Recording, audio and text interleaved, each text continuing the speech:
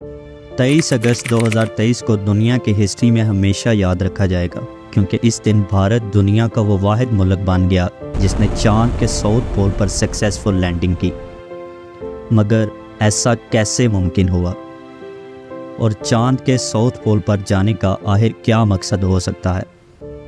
नाजरीन, आज की इस वीडियो में हम भारत के लूनर मिशन चंद्रयान 3 की सक्सेसफुल लैंडिंग और इसके रीजंस के बारे में बात करेंगे। नाजरीन, 22 अक्टूबर 2008 को भारत अपना पहला लूनर मिशन चंद्रयान 1 लॉन्च करता है। चंद्रयान 1 तकरीबन 2 हफ्तों बाद यानी 8 नवंबर 2008 को मून के ऑर्बिट में एंटर होता है। चंद्रयान 1 चांद पर जाके कुछ ऐसा डिस्कवर करता है कि पूरी दुनिया में हलचल मच जाती है। जी हाँ, वाटर ऑन मून। इसी के साथ चंद्रयान 1 चांद पर पानी डिस्कवर करने वाला पहला लूनर मिशन बन जाता है। नाजरीन, चंद्रयान 1 को देखा जाए तो ये एक इम्पैक्ट मिशन था। इम्पैक्ट मिशन में क्राफ्ट को 2 हिस्सों में डिवाइड किया जाता है। क्राफ्ट का एक हिस्सा चांद के गिर्द ऑर्बिट में गर्दिश करता रहता है, जबकि दूसरा हिस्सा चांद की सरफेस पे जाके क्रैश लैंडिंग करता है। मगर सवाल यहाँ ये बनता है कि आखिर क्रैश लैंडिंग का क्या फ़ायदा हो सकता है? लैंडर जब चांद की सरफेस की तरफ गिर रहा होता है तो वो इसी दौरान कुछ रीडिंग्स लेता रहता है। चंद्रयान 1 में एक इंस्ट्रूमेंट लगाया गया था जिसे चेस कहते हैं, यानी चंद्रयान आल्टीट्यूड कंपोजिशन एक्सप्लोरर, जो एक तरह का मास स्पेक्ट्रोमीटर था। ये इंस्ट्रूमेंट तकरीबन हर 4 सेकंड के बाद एक नई रीडिंग लेता था और चांद पर पानी की मौजूदगी भी इसी की वजह से दरियाफ्त हुई थी। नाजरीन, अब अगला कदम चांद पर पानी की मौजूदगी का ठोस सबूत था। इसके लिए भारत 6 सितंबर 2019 को अपना second lunar mission Chandrayaan 2 launch करता है। चंद्रयान 2 एक रोवर मिशन था जो 3 पार्ट्स में डिवाइड होता है। एक हिस्सा मून के ऑर्बिट में घूमता रहता है जिसे प्रोपल्शन मॉड्यूल कहते हैं, जबकि दूसरा हिस्सा लैंडर कहलाता है जो प्रोपल्शन मॉड्यूल से अलग होकर चांद की सरफेस पर सॉफ्ट लैंडिंग करता है। और थर्ड पार्ट एक छोटा सा रोबोट होता है जिसे रोवर कहते हैं।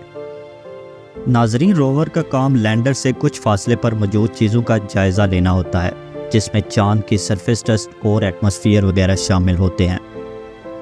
प्लान के मुताबिक सब ठीक चल रहा होता है, मगर जब चंद्रयान 2 मून की सरफेस से सिर्फ 335 फीट की बुलंदी पे था तो चंद्रयान 2 इसरो से अपना कांटेक्ट खो देता है।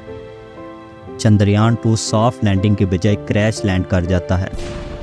इस बात को इसरो ने काफ़ी अरसे तक लोगों से छुपाए रखा, मगर बढ़ते हुए प्रेशर की वजह से 1 जनवरी 2020 को इसरो के चीफ एस सोमनाथ ने चंद्रयान 2 की क्रैश लैंडिंग के बारे में बताया। मगर सवाल यहाँ ये बनता है कि चंद्रयान 2 की क्रैश लैंडिंग की आखिर वजह क्या थी? इसरो का मानना था कि कुछ सॉफ्टवेयर ग्लिच की वजह से ऐसा मुमकिन हुआ था। इसके अलावा चंद्रयान 2 के 5 इंजन्स में से एक का थ्रस्ट बहुत ज़्यादा था, तो चंद्रयान 2 को लैंडिंग की प्रॉपर जगह ढूंढने में खासी मुश्किल का सामना करना पड़ा। हाई थ्रस्ट की वजह से चंद्रयान 2 रोटेशन करने लग गया था, जिससे क्रैश लैंडिंग हो गई। बेशक चंद्रयान 2 का लैंडर क्रैश लैंड कर गया था, मगर उसका प्रोपल्शन मॉड्यूल आज तक भी चांद के ऑर्बिट में गर्दिश कर रहा है। इसी वजह से चंद्रयान 2 को हाफ सक्सेसफुल मिशन भी कहा जाता है। नाजरीन, 14 जुलाई 2023 को भारत अपना third lunar mission Chandrayaan 3 launch करता है।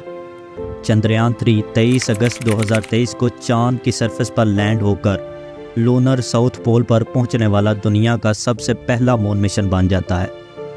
इसी के साथ एक बार फिर भारत पूरी दुनिया की निगाहों का महवर बन जाता है। चंद्रयान 3 सिर्फ 1 लूनर डे के लिए चांद पर रहेगा। नाजरीन, एक लूनर डे तकरीबन 29 दिनों के बराबर होता है। इनमें से 14 दिन चांद पर रोशनी होती है और फिर लूनर नाइट शुरू होते ही अंधेरा छा जाता है। टेम्परेचर -232 डिग्री तक गिर जाता है। इसी वजह से लूनर डे के पहले 14 दिन चंद्रयान 3 के लिए काफ़ी अहमियत के हामिल है। इम्प्रूवमेंट्स की बात की जाए तो चंद्रयान 3 का लैंडिंग एरिया 500 बाई 500 मीटर से बढ़ाकर 4 किलोमीटर बाई 2.4 किलोमीटर तक कर दिया गया है, जो चंद्रयान 3 से तकरीबन 9 गुना ज़्यादा है। चंद्रयान 3 को ज़्यादा फ्यूल दिया गया है ताकि वो आसानी से देर तक प्रॉपर लैंडिंग एरिया ढूंढ सके।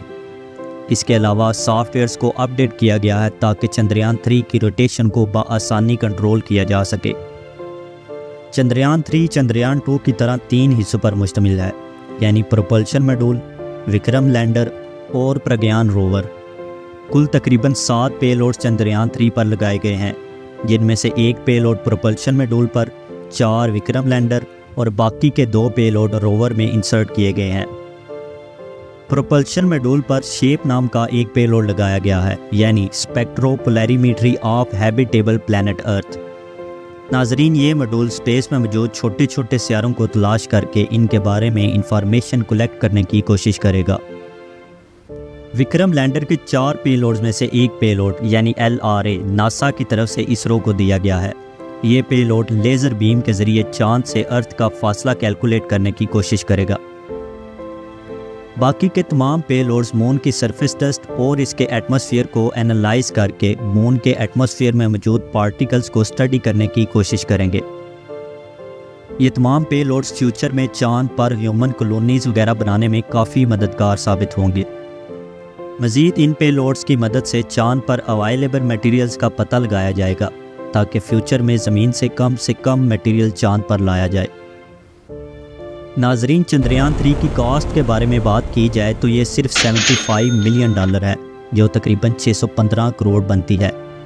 ये कास्ट हॉलीवुड की मूवी इंटरस्टेलर की कास्ट यानी $165 मिलियन के हाफ से भी कम है।